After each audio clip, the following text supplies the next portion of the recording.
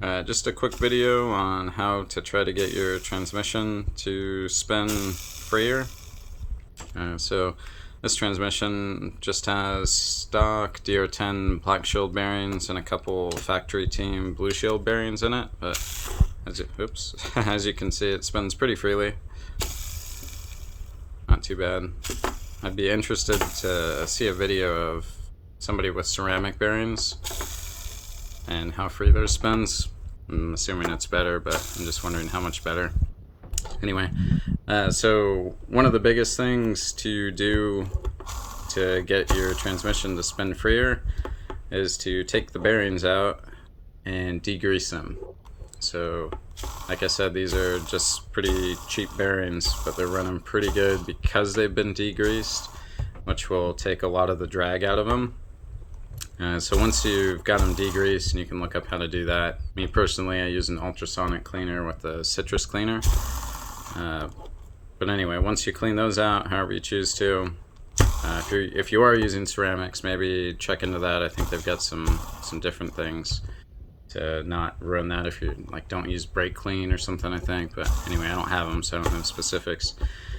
But yeah, try to get the grease out. Try to get them clean, and then apply a bearing oil. A specific bearing oil would be best, something with a low coefficient, drag coefficient. It's gonna obviously make them spin a little better.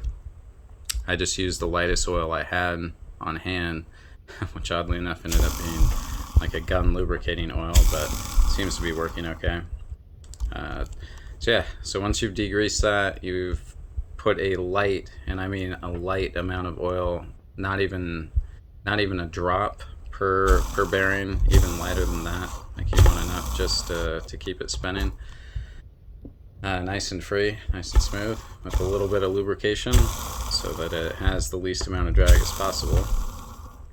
So once you've done that, when you're installing the bearings back, if you have shielded bearings like these ones did, it's good to just remove the shields, the rubber shields. So some of them have, a metal backplate shield.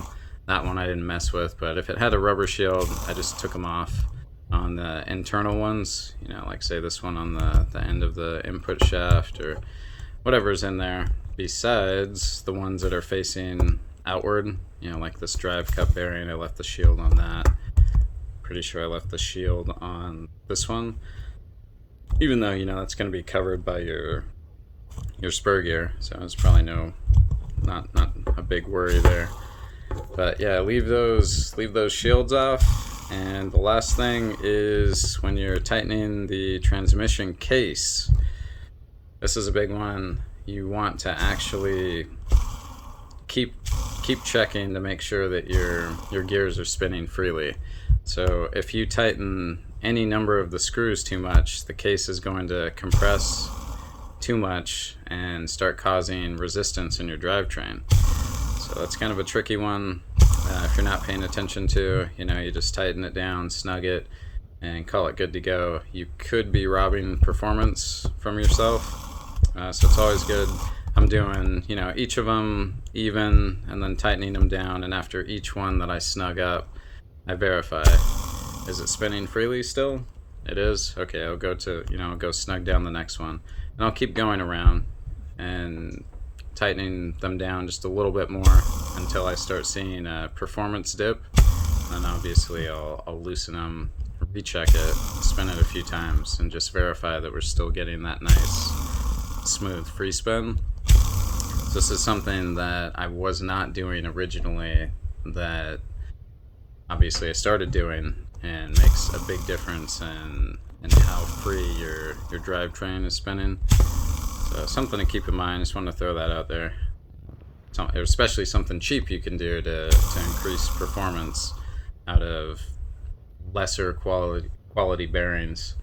It doesn't take a ton of time, and if you've got the transmission out, it's something good to do. I don't know that I'd take it out just to do this, but anyway, yeah. Thanks for watching.